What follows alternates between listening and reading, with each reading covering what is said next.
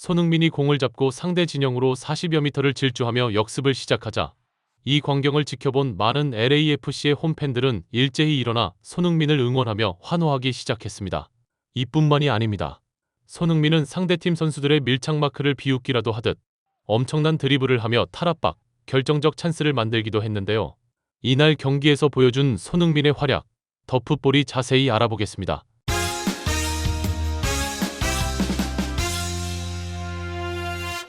LAFC는 23일 오전 11시 30분 미국 LA에 위치한 BMO 스타디움에서 열린 2026 시즌 미국 메이저리그 사커 9라운드에서 콜로라도 래피즈와 격돌했습니다. 현재 LAFC는 와의 원정 경기에 북중미 챔피언스 리그를 대비해 손흥민을 비롯한 주축 선수들을 대거 뺀 후 로테이션을 그런데 이런 기조는 그 다음에 맞붙은 리그 2위 팀인 산호세와의 경기에서 도스 산토스의 무능한 전술 운영이 극에 달했는데요. 후반 6분 만에 무려 3골을 얻어쳐먹고 지고 있는 상황에서 손흥민을 원톱 위치에서 아래로 내리고 경기에 거의 나선 적이 없는 에보비세를 교체로 투입해 그를 원톱 자리에 놓는 추갈못들이 봐도 쓰레기 경기 운영을 해서 결국 1대4로 지는 대패를 당합니다.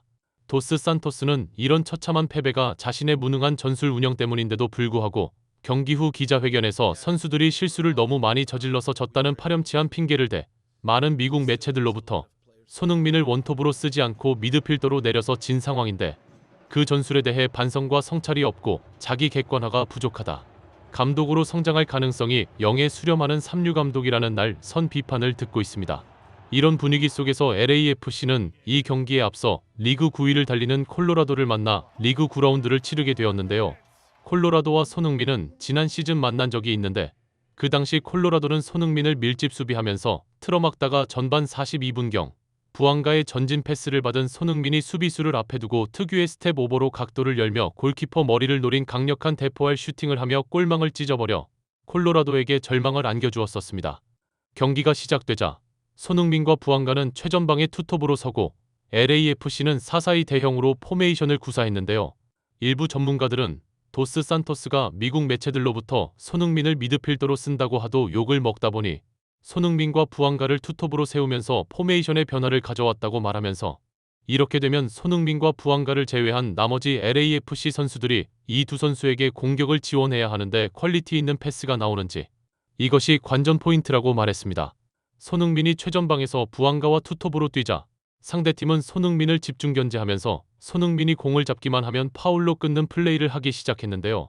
그러나 손흥민은 자신에게 집중된 밀착 마크를 현란한 드리블로 제쳐내며 상대를 유린하기 시작했습니다. 손흥민은 전반 13분경 높은 곳에서 공을 이어받아 단독으로 약 40여 미터를 질주하자 상대 수비진은 손흥민이 페널티 박스 안으로 들어오지 못하도록 포지셔닝을 하고 이렇게 되자 이날 처음으로 선발 라인업에 든 왼쪽 윙어인 세필버그가 완전히 비는 것을 손흥민이 파악, 결정적 노마크 찬스를 만들어주는 패스를 넣어줍니다. 그러나 동료 선수는 이것을 골문 쪽으로 논스톱 크로스를 연결하지만 부정확하게 가면서 결정적 찬스가 무산되고 마는데요. 이 장면을 본 많은 축구 팬들은 손흥민을 저렇게 높은 위치에 놓으니까 찬스가 계속 만들어지며 상대를 유린한다고 박수갈채를 보내면서 이제야 손흥민을 어떻게 쓰는지 도스 산토스가 겨우 깨우친 것 같다고 말했습니다. LAFC가 손흥민을 위주로 경기를 펼치기 시작하자 콜로라도는 정신을 못 차리는데요. 손흥민은 전반 16분경 부안가의 패스를 받아 상대 진영으로 진입하자 상대팀은 필사적으로 손흥민을 막아내며 겨우 공격을 끊어내는 모습을 보였습니다. 하지만 손흥민이 LAFC의 공격을 이끌기 시작하자 경기 양상은 완전히 변하기 시작했는데요.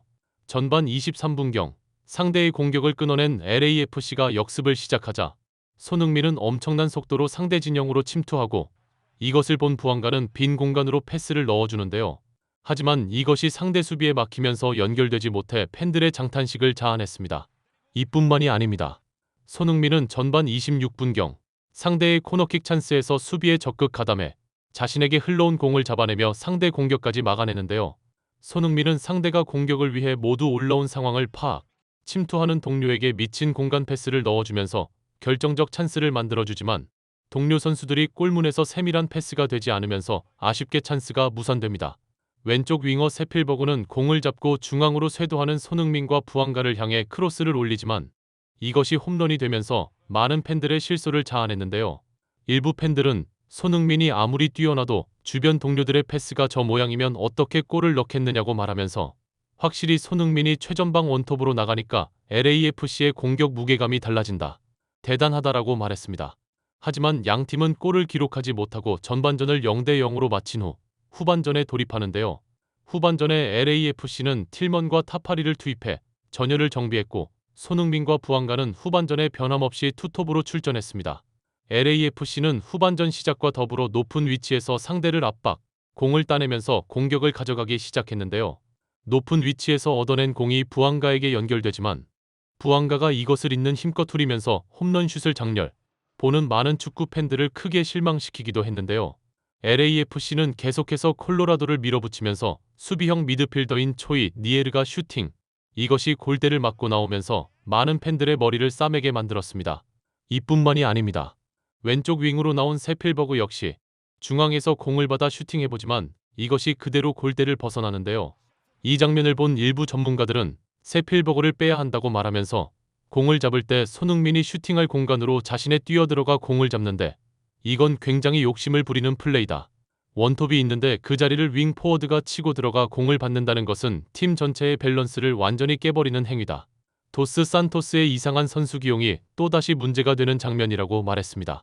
도스 산토스도 이 장면을 보고 더 이상 둘 수 없었는지 즉각 세필버그를 교체 아웃시켜버리는 초강수를 두는데요.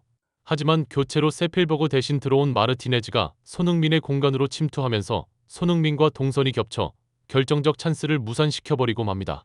이 장면을 본 많은 전문가들은 수준이 안 되니까 출전하면 자신이 골을 넣을 욕심부터 부리는 선수들이 LAFC에 너무 많다고 말하면서 원톱이 있는 자리에 윙어가 들어가서 설친다는 건 감독이 교통정리를 정확하게 해주지 않아서 생기는 일이다.